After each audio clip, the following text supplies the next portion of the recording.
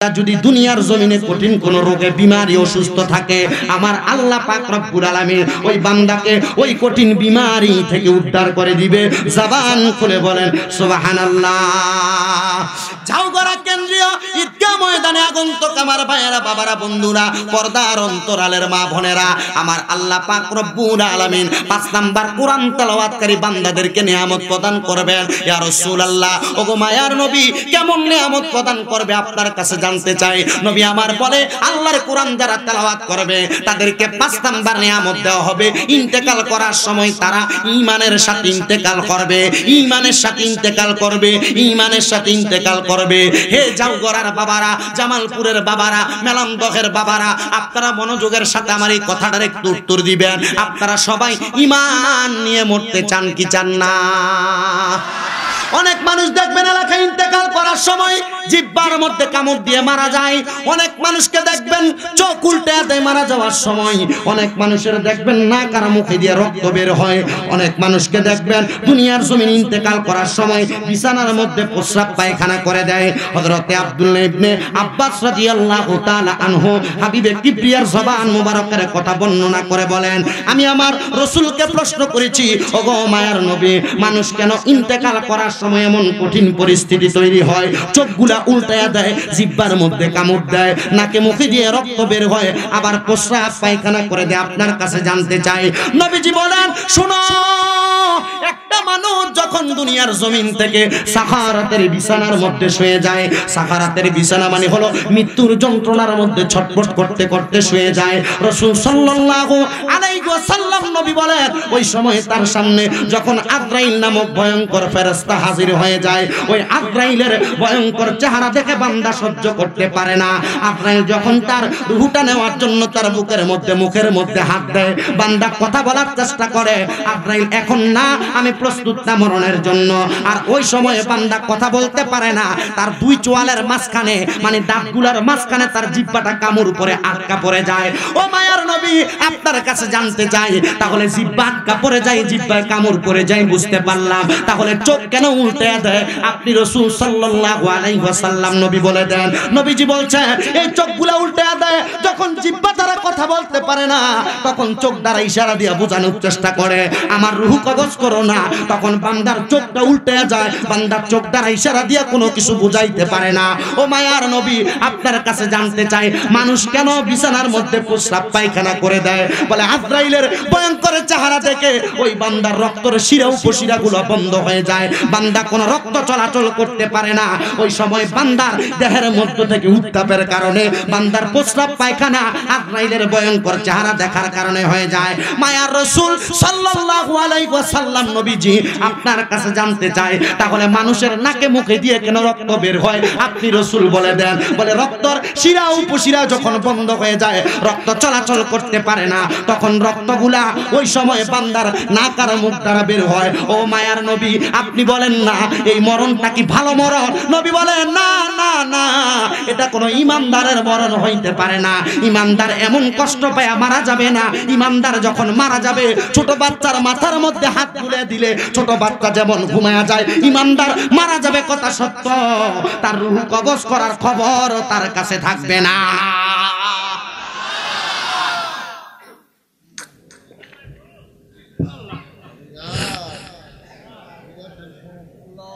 আল্লাহ কবুল করেন, পড়েন আমিন।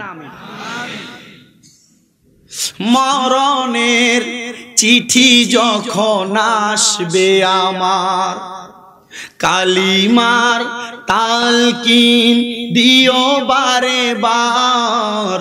মরণের চিঠি যখন আসবে আমার, কালিমার তালকিন দিও বারে বার। দেখা যদি না হয় চোখেতে আমার, কি উপায় হবে আমার? রাসূলুল্লাহ ডেকে নাও রওজা তোমার। আপনারা বলেন, মরণের আগে একবার রাসূলে পাকের রওজা আতহার আমরা জিয়ারত করতে চাই কিনা? আছেন এখানে অনেকে মক্কা মদিনা শরীফ গিয়ে আসছেন। আল্লাহ আপনাদের তকদির এই নসিবটাকে ভালো করেছেন, এজন্য আল্লাহ আপনাদেরকে দুইফুর রহমান আল্লাহর ঘরের মেহমান বানাইছেন। কত না সহ্য আর ধৈর্যশীল প্রিয় বান্দা হতে পারতাম যদি জীবনে একবার আল্লাহর কাবা আর মদিনা শরীফ দেখে ইন্তেকাল করতে পারতাম। বেঈমান কষ্ট পায় মারা যাওয়ার পরিস্থিতি বললাম রাসূল, তাহলে ঈমানদার কিভাবে মারা যাবে? ঈমানদারের কাছে তো আজরাইল আসবে। আপনারা বলেন আজরাইলের সাথে মুলাকাত আমাদের একদিন হবে কি হবে না? এ কথা সত্য। কিন্তু রাসূল বলছেন ঈমানদারের কাছে আজরাইল আসার আগে আরো দুইজন ফেরেশতা আগমন করে। কয়জন? নবীজি কেন আসে? একজনের হাতে জান্নাতি মেশক আম্বরের আতর থাকে, আতর। আরেকজনের হাতে জান্নাতি তুফা আপেল থাকে। কেউ কেউ বলেছেন, বর্ণনা করেছেন জান্নাতি তামার খেজুর থাকবে। একজন আইসা ঈমানদার বান্দার মাথার কাছে বসবে, একজন আইসা ঈমানদার বান্দার নাকের ডগা ঠিক এই আগাটার মধ্যে বসবে। নবীজি বলছেন এই ঈমানদার বান্দা ছোট বাচ্চা কান্না করলে ওই বাচ্চার মাথার মধ্যে তার মা হাত বুলিয়ে দিলে যেমন ভাবে ছোট বাচ্চা ঘুমায়া যায়, মাথার কাছের ফেরেশতা ঈমানদারের মাথায় তেমন হাত বুলিয়ে দিবে। ঈমানদার বান্দা ঘুমিয়ে যাবে, আজরাইল আল্লাহর কাছে অনুমতি চাইবে, আল্লাহ এখন তো বান্দার রূহ কবজ করার সময় চলে এসেছে, আপনি আমাকে অনুমতি প্রদান করেন, আমি তার রূহটা কবজ করব। আল্লাহ বলবে যাও ঈমানদার বান্দার রূহটা কবজ কর। ঈমানদার বান্দার বুকের মধ্যে সর্বপ্রথম হাত দেওয়া হবে তার রূহ কবজ করার জন্য। কিন্তু আমরা বর্তমানে কথা বলি আমাদের এই দুইটা জবান, এই একটা জবান দ্বারা, মানে দুই ঠোঁটের মাঝখান, দুই চোয়ালের মাঝখানের অংশ দ্বারা। কিন্তু ওই কঠিন সময় আপনার আমার এই বুকের জবান আমার আল্লাহ খুলে দিবে। রাহমাতুল লিল আলামিন নবী বলেন, কেন তোমাদের এই বুকের চোয়াল খুলে দিবেন, মুখ খুলে দিবেন? যখন আজরাইল আইসা ঈমানদার বান্দার বুকের মধ্যে হাত দিবে, বুকের মধ্য থেকে আওয়াজ আসবে, আজরাইল এই বুক দ্বারা তুমি রূহ কবজ করতে পারবা না। বলে কেন? কারণ এই বুকের মধ্যে আল্লাহ এবং তার রাসূলের ভালোবাসা আছে, কোরআন সুন্নাহর ভালোবাসা আছে। আমি এই বুক দ্বারা এই ঈমানদারের রূহ কবজ করতে দিব না। আজরাইল ফিরে যাবে, আল্লাহ ঈমানদার বান্দার রূহ তো কবজ করা যাচ্ছে না, আমি কিভাবে ঈমানদারের রূহটা কবজ করব? যাও বান্দার বিওয়াজহিকা, তার চেহারার মধ্যে তুমি হাত দাও, বান্দার চেহারার মধ্য দিয়ে তুমি তার রূহটা কবজ করো। ঈমানদার বান্দার কপালের মধ্যে আজরাইল আইসা যখন হাতটা দিবে রূহটা কবজ করার জন্য, এই কপালের মধ্য থেকে আওয়াজ আসবে, আজরাইল এই কপাল দ্বারা রূহ কবজ করা যাবে না, কারণ এই কপাল দৈনিক 5 ওয়াক্ত নামাজের মধ্যে আমার আল্লাহকে সেজদা দিয়ে সুবহানা রাব্বিয়াল আলা বলেছে, এই জন্য এই কপাল দ্বারা রূহ কবজ করা যাবে না। জবান খুলে জোরে জোরে পড়েন সুবহানাল্লাহ। বুকে হাত দিল রূহ নিতে পারে না, কপালে হাত দিল নিতে পারতেছে না। আল্লাহ কি করব? অপেক্ষা করো, কারণ বান্দা এখন ঘুমন্ত অবস্থায়। আমার রাসূল বলেছেন বিকৌলি লা ইলাহা ইল্লাল্লাহ মুহাম্মাদুর রাসূলুল্লাহ ফাদাখালাল জান্নাহ, যেই ব্যক্তির জবান দ্বারা কালিমা বের হয়েছে ওই ব্যক্তি ইন্তেকালের আগে কালিমা পড়বে এবং সে জান্নাতে যাবে। তো বান্দাটা এখন ঘুমায়, তার কালিমা পড়ার সুযোগ কোথায়? আজরাইল অপেক্ষা করো, কিছুক্ষণ পর বান্দা ঘুম থেকে জাগ্রত হবে, তখন বান্দার রূহটা কবজ করবে। দুইজন ফেরেশতা আগমন করেছিল ঘুমানোর পূর্বে। ওই একজন ফেরেশতার হাতের মধ্যে জান্নাতি মেশক আম্বরের আতর, ওই আতরটা ঈমানদার বান্দার নাকের সামনে একটু ছেড়ে দিবে। ওই বান্দা আতরের সুঘ্রাণ পাইয়া ঘুম থেকে হঠাৎ করে যখন ঘুমন্ত অবস্থা থেকে উঠে যাবে, আর যেই বান্দার যেই ফেরেশতার হাতের মধ্যে মেশক আম্বরের আতর, ওই আতরটা লাগানোর পরে যখন বান্দার ঘুমটা ভেঙে যাবে, এবার যেই ফেরেশতার হাতের মধ্যে জান্নাতি আপেল অথবা খেজুর আছে, ওই ফেরেশতা ঈমানদার বান্দার সামনে এসে ওই জান্নাতি আপেলটা ধরবে। জান্নাতের কোনো জায়গা নাই, প্রত্যেক জায়গায় জায়গায় আল্লাহ এবং তার রাসূলে পাকের কালিমা লেখা আছে। ওই কালিমা জান্নাতি আপেলের মধ্যে লেখা থাকবে। ইমানদার বান্দা রূহ কবজ করার সময়ের আগে ওই কালিমা খচিত আপেলটার দিকে তাকাবে, আর ইমানদার বান্দা ওই সময় জবান দ্বারা পড়বে লা ইলাহা ইল্লাল্লাহু মুহাম্মাদুর রাসূল সাল্লাল্লাহু। আজরাইল ওই সময় আদেশ করবে, ইমানদার বান্দার মুখ দিয়ে এই মুহূর্তে একটু বাতাস বের হয়ে যাচ্ছে। আজরাইল বে বাতাসের সাথে তুমি ইমানদারের রূহটা কবজ করো। এবার যখন বাতাসের সাথে ইমানদারের রূহ কবজ করবে, আজরাইলের ডান হাতে রূহ নেওয়া হবে, হাতের মধ্যে রূহ থাকবে না। আজরাইলের বাম হাতে রূহ নেওয়া হবে, বাম হাতের মধ্যে থাকবে না। আজরাইল আমার আল্লাহর কাছে জিজ্ঞাসিত করবে, আমার রাসূল সরাসরি হাদিসে কুদসি বর্ণনা করে বলে দিচ্ছেন, আজরাইল ওই সময় আমার আল্লাহর কাছে প্রশ্ন করবেন, আল্লাহ আমার হাতের মধ্যে ডান হাত বাম হাত কোন জায়গার মধ্যে তো রূহটা থাকে না। বলে হ্যাঁ, রূহ যেহেতু থাকে না, তাহলে জান্নাতের মধ্যে গমন করো। জান্নাতের মধ্য থেকে ফিদ্দাত মানে স্বর্ণ এবং রূপা দুইটা পাত্র নিয়ে যাও। এই দুইটা পাত্রের মধ্যে ইমানদার বান্দার রূহটা রেখে দাও। আমি যদি ইমানদার হই, আপনার আমার রূহটা জান্নাতি পাত্রের মধ্যে রাখা হবে। লক্ষ্য করে দেখা যাবে, পানি যখন একটা পাত্রের মধ্যে রাখা হয়, নিচ দিয়া যখন আগুন দেওয়া হয়, টকবক করে করে ফুটে ফুটে নিচে পড়ে যায়। ইমানদার বান্দার রূহটা তেমন ভাবে জান্নাতি পেয়ালার মধ্য থেকে পড়ে যাবে। ও মায়ার নবী রাহমাতুল লিল আলামিন নবীজি, আপনার কাছে জানতে চাই, ইমানদার বান্দার রূহটা যেমন ভাবে টকবক করে করে পড়ে যাবে, তাহলে কি ইমানদারের রূহটা জান্নাতি পেয়ালার মধ্যে থাকবে না? হ্যাঁ, জান্নাতি পেয়ালার মধ্যে ইমানদারের রূহটা থাকবে না। এবার ফেরেশতা আজরাইল আলাইহিস সালাতু ওয়াস সালাম আল্লাহর কাছে জিজ্ঞাসিত করবেন, আল্লাহ ইমানদার বান্দার রূহটা তো জান্নাতি পেয়ালার মধ্যেও থাকতেছে না, কি করা যায়? আল্লাহ তাশউরুন। সুবহানাল্লাহ, জোরে পড়েন সুবহানাল্লাহ। যারা আল্লাহর রাস্তায় চলে গেছে তোমরা তাদেরকে মৃত বলো না, যারা ঈমানদার তাদেরকে মৃত বলতে নিষেধ করেছেন আল্লাহ। তারা কি? আল্লাহ বলেন বাল আহইয়াউন, এরা জিন্দা। শুধু জিন্দা না, এদেরকে অনেকে মরা বলে।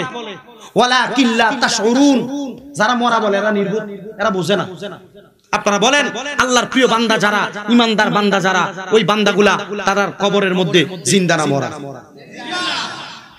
এখন আপনারা বলেন আমরা সবাই ইন্তেকাল করার পরে, ঈমানদার ইন্তেকাল করার পূর্বে ঈমানদার হইয়া মরতে চাই কি চাই না?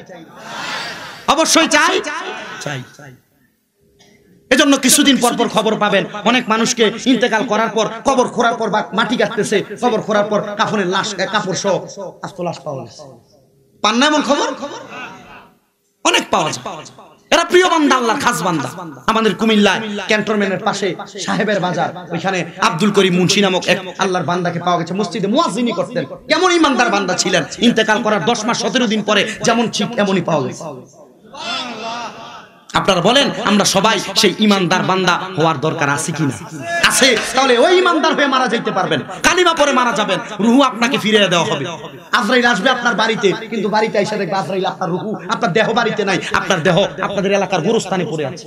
ওই গোরস্থানে আপনার আমার দেহ দিয়ে দেহের মধ্যে রূহ ফিরিয়ে দেওয়া হবে। চিন্তা করে দেখেন, ওই ইমানদার হওয়া লাগবে। আল্লাহ রাসূল আপনার কাছে জানতে চাই ইমানদারের রূপ কেমন। ইবনে মাজাহ শরীফের 303 নম্বর পৃষ্ঠাতে হাদিস বর্ণনা, আন আনাস রাদিয়াল্লাহু তাআলা আনহু قال قال رسول الله صلى الله عليه وسلم الا انبئكم بخياركم قالوا بلى يا رسول الله قال خياركم الذين اذا رؤوا ذكر الله عز وجل। ইমানদার বান্দা চিনবেন কিভাবে? সাহাবায়ে কেরামের কাছে নবীজি বলছে, আমি নবী কি তোমাদেরকে এমন ব্যক্তি সম্পর্কে, উত্তম ব্যক্তি সম্পর্কে খবর দিব না? সাহাবায়ে কেরাম বলে قالوا يا বালা ইয়া রাসূলুল্লাহ, হ্যাঁ আপনি আমাদেরকে খবর দেন। নবী বলেন ক্বালা খিয়ারুকুমুল্লাযিনা ইযা রুকু যুকিরাল্লাহু আযজা ওয়া জাল্লা, যার চেহারার দিকে তাকাইলে আল্লাহর কথা মনে হয়, এটাই আল্লাহর উত্তম বান্দা। আপনি কার দিকে তাকান?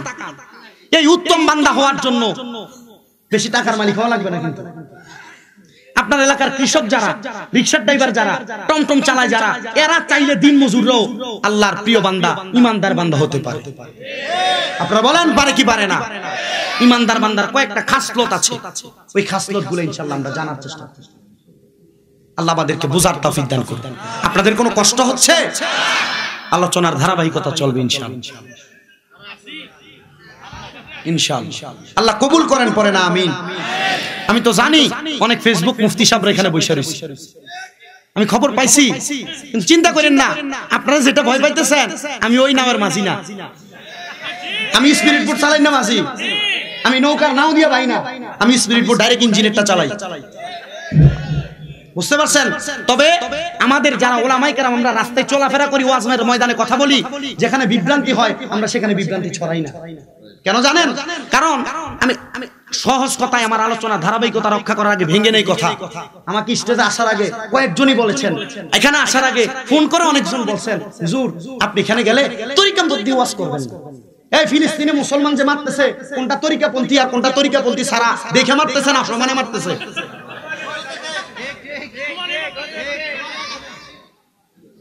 তো ফিলিস্তিনের মতো অবস্থা হওয়ার আগে মুসলমান এখন যে তরিকা করার সে করুক না, তার জবাব সে আল্লাহর কাছে দিবে।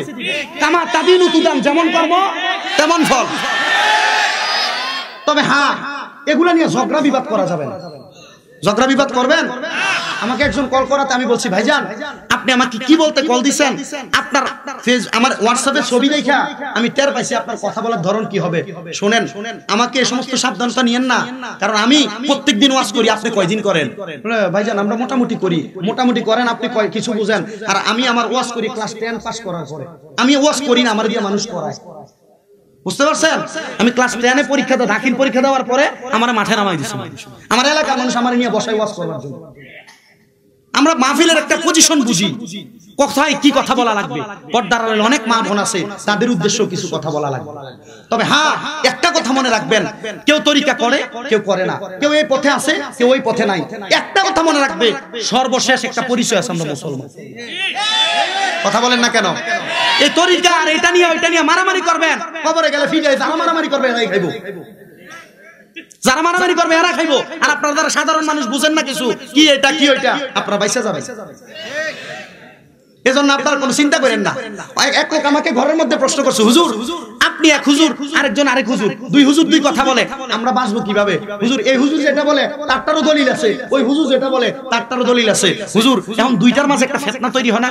আমি বলছি এই যে দুইটা ফিতনা তৈরি করে, রাসূল সাল্লাল্লাহু আলাইহি সাল্লাম হাদিস শরীফ বুখারী এবং মুসলিম মিশকাতুল মাসাবির 469 নম্বর পৃষ্ঠার হাদিস শরীফে বলছে, উলামাউহুম শাররুম মান তাহতা আদামিস সামাই, জমিনের উপরে কিয়ামতের আগে সবচেয়ে নিকৃষ্ট হইবে হুজুররা।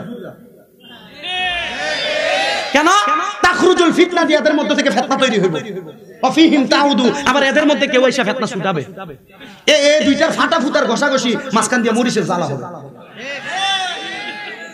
আপনারা বাইসা যাবেন সাধারণ জনতা, আল্লাহ আপনাদেরকে হেফাজতে রাখুক। আর জোরে পড়েন না আল্লাহুম্মা আমিন। আমরা হেফাজতে থাকতে চাই কিনা?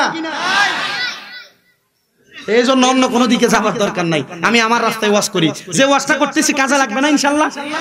আগামীকালকে আর বলবে শামীম রেজা ভণ্ড ফেসবুক মুফতিরা, আমি দেখছি ফেসবুকে তোমরা লেখা, আমার কাছে আছে।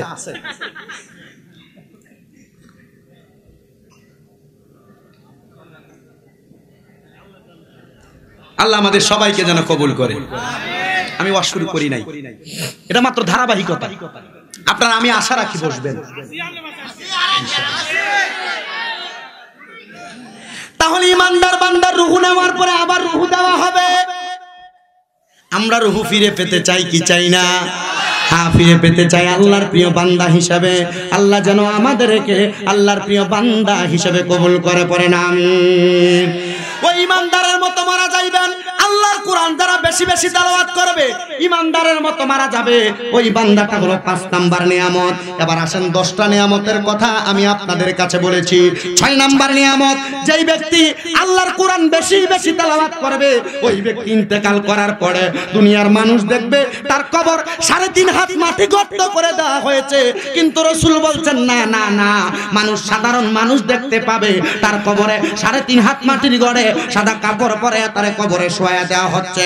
আর ওই ব্যক্তি যদি ইমানদার হয়, আল্লাহর কোরআন বেশি বেশি তেলাওয়াতকারী হয়, জান্নাতি রহমতের 3 জন ফেরেশতা আইসা ওই বান্দার কবরের মধ্যে জান্নাতি বিছানা বিছায়া দিবে। জবান খুলে জোরে জোরে বলেন সুবহানাল্লাহ। জান্নাতি বিছানা দেওয়া হবে কোরআন তেলাওয়াতকারী বান্দাদেরকে। লাগবে না কোনো কিছু, লাগবে না থাক, স্লোগান লাগবে না, সময় নষ্ট করো না। আমি একটানা 1.5 ঘন্টা আলোচনার ধারাবাহিকতা রক্ষা করব, এরপর তোমরা যা ভাল লাগে তা করো। 6 নাম্বার পুরস্কার, ইমানদার বান্দার কবরে জান্নাতি বিছানা বিছিয়ে দেওয়া হবে। এবার জানতে চাই, জাউগড়া এলাকায় কোনো মানুষ মারা গেলে, মারা যাওয়ার পর তাকে যখন বিসমিল্লাহি ওয়া আলা মিল্লাতি রাসূলিল্লাহ বলে কবরে শোয়া দেওয়া হয়, ওই কবরে বাঁশগুলা দেওয়া হয়, মিনহা খলাকনাকুম ওয়া ফিহা নুঈদুকুম ওয়া মিনহা নুখরিজুকুম তারাতান উখরা বলে ওই কবরে মাটি দেওয়া হয়। ওই বাঁশ আর মাটি দেওয়ার পূর্বে যখন আপনি লাশ রাখেন, ওই কবরে কোনো মোমবাতি জ্বালাইয়া দেন অথবা কবরের মধ্যে কোনো লাইট দেন, লাইট দেন দেন দেন। নবীজি বলেন না না, ওই কবরে কোনো আলো থাকবে না, বাতাস থাকবে না, কিন্তু তার কবরে মুনকার নাকির 2 জন ফেরেশতা আসবে। যদি বান্দা দুনিয়ার জমিন থেকে আল্লাহর কোরআন তেলাওয়াত করে ইন্তেকাল করে, ইমানদার হয়ে ইন্তেকাল করে, ওই বান্দার কবরের মধ্যে কোনো আলো সজ্জা লাগবে না। বান্দা কোরআন তেলাওয়াত করার কারণে, কোরআন তেলাওয়াতের পূর্বে ওযু বানানোর কারণে আমার আল্লাহ ওই বান্দার চেহারার মধ্যে জান্নাতি নূরের আলো জ্বালিয়ে দিবে। বান্দার অন্ধকার কবর অন্ধকার থাকবে না, বান্দার অন্ধকার কবর তার চেহারার আলো দ্বারা নূরান্বিত হয়ে যাবে। জবান খুলে জোরে জোরে বলেন সুবহানাল্লাহ। এই মুসলমান, আর কোন জিনিসের পেছনে ঘুরবা? দুনিয়ার কিসের পেছনে ঘুরবা? একবার চিন্তা করে দেখো, ওই কবর অন্ধকার হলে চিৎকার করবে, তোমার সন্তান তোমার কবরে যাবে না, তোমার মা তোমার কবরে যাবে না, স্ত্রী কবরে যাবে না, দুনিয়ার বন্ধু বান্ধব যাবে না। এই জন্য আগে আপনি দুনিয়া থেকে আখিরাতের প্রস্তুতি, আখিরাতের পুঁজি তৈরি করে না। 7 নাম্বার। 8 নাম্বার নিয়ামত, নবীজি বলেন 8 নাম্বার, ইমানদার বান্দার কবরে তার সওয়ালের জবাবই দেওয়া লাগবে না। মান রব্বুকা ওয়া মান দীনুকা ওয়া মান নাবিয়ুকা, প্রশ্ন কয়টা? প্রশ্ন কয়টা? 3টা প্রশ্ন। কিন্তু ইমানদারের চেহারার মধ্যে নূরের আলো ঝলমল করবে। সে যে ইমানদার, তার চেহারা দেখলে বোঝা যাবে। যে দেখবেন একজন চুরি করছে আর একজন চুরি করে নাই, দুইটার সামনে আসলে যেটা চুরি করে এটার মুখটা একবার শুকিয়ে কাঠ হয়ে থাকে, থাকে না? আর যেটা ভালো, এটা বুকের পাটা নিয়ে কথা বলে, আমি চুরি করি নাই বলে না। ইমানদার বান্দা বুকের পাটা নিয়ে দাঁড়িয়ে থাকবে। ওই ইমানদার বান্দার চেহারা দেখে, সুরাত দেখে বোঝা যাবে এটা ইমানদার। এজন্য তাকে কোনো সওয়ালের জবাব দেওয়া লাগবে না।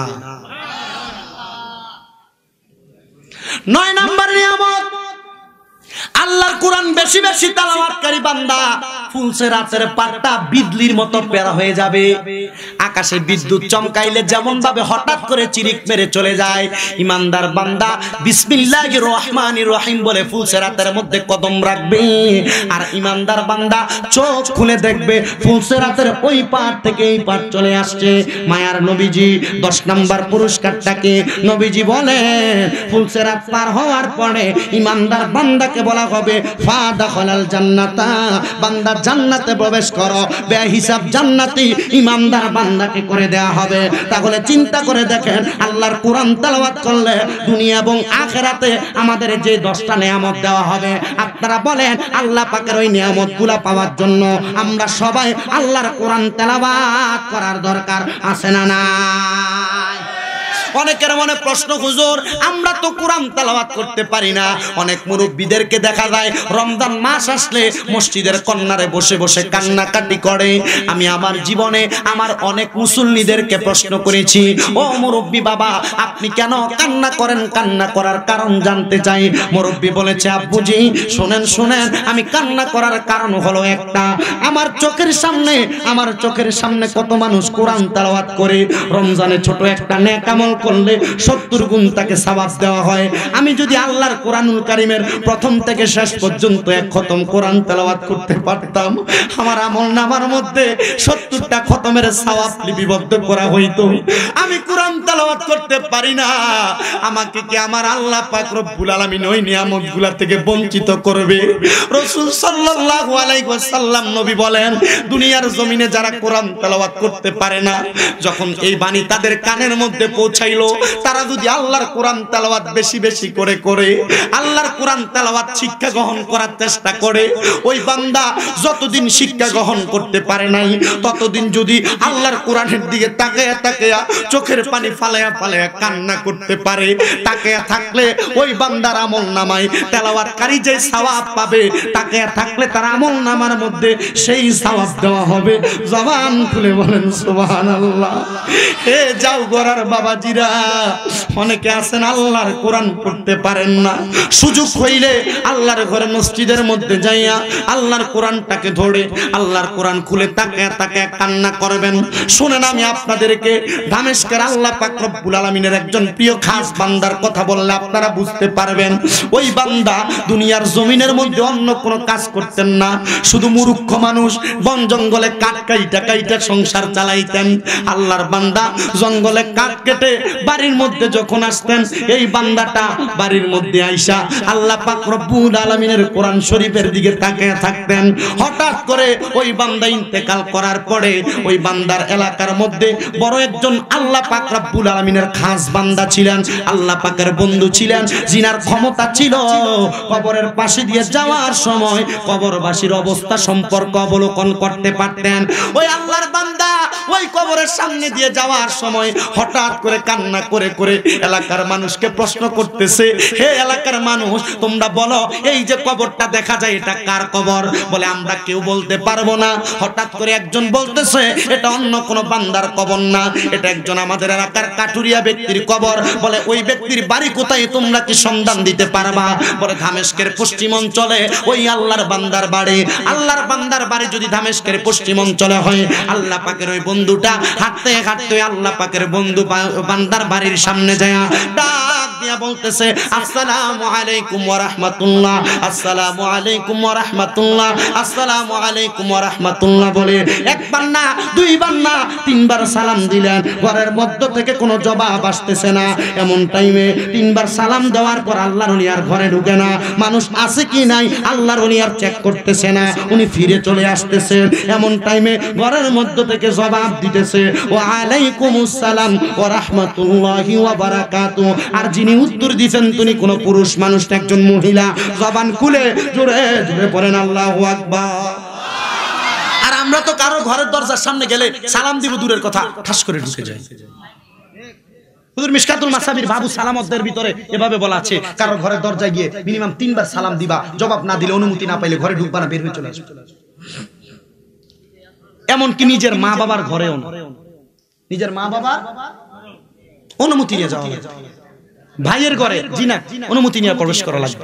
এবার যার ঘরই হোক না কেন, আপনারা বলেন, নিজেকে হেদায়েতের আলো দেখানোর জন্য, আল্লাহ এবং তার রাসূলের পথ মতে চলাফেরা করার জন্য আমাদের সবাইকে হেদায়েতের পথ গ্রহণ করার দরকার আছে না নাই? আল্লাহর বান্দা সালাম দিলেন, 3 বারের পরে জবাব দিছে কি পুরুষ মানুষ না মহিলা? মহিলা জবাব দিয়েছে। আল্লাহর ওই বান্দা জবাব পাওয়ার পর পেছনের দিকে ফিরেন না যে মহিলা মানুষ জবাব দিয়েছে, তাকাবো না। মহিলা 3 বার ওয়া আলাইকুমুস সালাম ওয়া রাহমাতুল্লাহি ওয়া বারাকাতুহু বলেছে, কোনো জবাব নাই। আল্লাহর ওলি 3 বারের সময় প্রশ্ন করে, হে মহিলা, তোমাকে 3 বার সালাম দিলাম, জবাব কেন দিলা না? হুজুর, আমি নামাজরত অবস্থায় ছিলাম, যদি আমি নামাজে না থাকতাম আপনার প্রথম সালামের সাথে জবাব দিতাম। হুজুর ডাক দিয়ে বলে, হে মহিলা, তোমার কাছে আমার সওয়ালের জবাব চাই। বলে কি সওয়াল করবেন, কি প্রশ্ন করবেন? আপনি আপনার প্রশ্ন করুন, আমি আমার জবাব আপনার কাছে দিতেছি। এবার আল্লাহ পাক রব্বুল আলামিনের বন্ধু ডাক দিয়ে বলতেছে, মহিলা, তোমার স্বামী ইন্তেকাল করেছে? বলে হ্যাঁ। এ মহিলা, তুমি বলো, তোমার স্বামী যে ইন্তেকাল করেছে, তোমার স্বামীর এমন কোন নেক আমল ছিল কিনা যেই নেক আমলের কারণে আমার আল্লাহ পাক রব্বুল আলামিন তোমার স্বামীকে জান্নাতি বানাইতে পারে? মহিলা বলে, হুজুর, আমার স্বামী একটা মূর্খ মানুষ। তিরমিজি শরীফের হাদিস শরীফে রাসূল এভাবে বলছে, যদি কোনো স্ত্রী মারা যাওয়ার পর স্বামী বলে তার স্ত্রী ভালো ছিল, আল্লাহ তাকে ভালো জানে। যদি বলে খারাপ ছিল, আল্লাহ তাকে খারাপ জানে। যদি কোনো স্বামী মারা যাওয়ার পর স্ত্রী বলে স্বামী ভালো ছিল, আল্লাহ তাকে ভালো জানে। স্ত্রী বলে খারাপ ছিল, আল্লাহ তাকে খারাপ জানে। মহিলা, এটা কি ধরনের কথা বললা? বলে হ্যাঁ হুজুর, আমার স্বামী মূর্খ ছিল, তবে খারাপ ছিল না। কি করতো? আমার স্বামী হুজুর জঙ্গলে কাঠ কাটতেন, তবে হ্যাঁ, আমার স্বামীর একটা আমল আমার চোখে পড়ছে। কি আমল? বল হুজুর আমার স্বামী বাড়ির মধ্যে যখন কাটকাইটা আটা ময়দা অথবা কিছু চাউল নিয়ে আসতেন আমার কাছে দিতেন রান্না করার জন্য, আমার স্বামী গোসল করে ওযু বানায়া নামাজের মুসল্লায় বসে থাকতেন আর বসে বসে আল্লাহর কোরআন শরীফ খুলে খুলে উনি এটার দিকে তাকিয়ে থাকতেন আর কান্না করতেন। আমি একদিন আমার স্বামীকে জিজ্ঞাসা করলাম, এই তুমি এটার দিকে তাকিয়ে তাকিয়ে কেন কান্না করো? তুমি তো তেলাওয়াত করো না, কোনোদিন শুনলাম না একবার তুমি পড়তে আউযু বিল্লাহি মিনাশ শাইতানির রাজিম, একবার পড়তে বিসমিল্লাহির রহমানির রহিম, একবার পড়তে যে ইযা ওয়াকাতিল ওয়াকিয়া লাইসা লিওয়াকাতিহা কাযিবা। তোমার তো কখনো পড়তে শুনি না। বলেন না, আমি পড়তে পারি না, চোখের পানিগুলা ছেড়ে দিয়ে দিয়ে কান্দে। আল্লাহর ওলি এখান থেকে চলে গেছে, আল্লাহর বন্ধু এখান থেকে চলে গেছে, যায়া 2 রাকাত সালাতুল ইস্তিখারার নামাজ পড়ছেন। সালাতুল ইস্তিখারা, ইস্তিখারার নামাজ পড়ে আল্লাহর কাছে মুরাকাবা করে আল্লাহকে জিজ্ঞেস করেন, আল্লাহ ও আল্লাহ, এই বান্দা কাজ করতেন, কোরআন পড়তেও পারতেন না, এই বান্দা কেন জান্নাতি আমি জানতে ইচ্ছা হইছে। আল্লাহর পক্ষ থেকে জানিয়ে দেওয়া হয়েছে, শোনো এই বান্দা একমাত্র আল্লাহর কোরআনের দিকে তাকিয়ে তাকিয়ে কান্না করার কারণে আমি আল্লাহ পাক রব্বুল আলামিন তার গুনাহ মাফ করে তাকে জান্নাতি বানিয়ে দিয়েছি। জবান খুলে বলি সুবহানাল্লাহ। যারা কর্মব্যস্ততায় কোরআন শিখতে পারেন নাই, শিখার চেষ্টা করেন, আর যতদিন শিখতে পারেন নাই তাকিয়ে তাকিয়ে কান্না করেন। আল্লাহ আপনাকে এই সিনার মধ্যে কোরআনের নূর দান করুন। আপনারা বলেন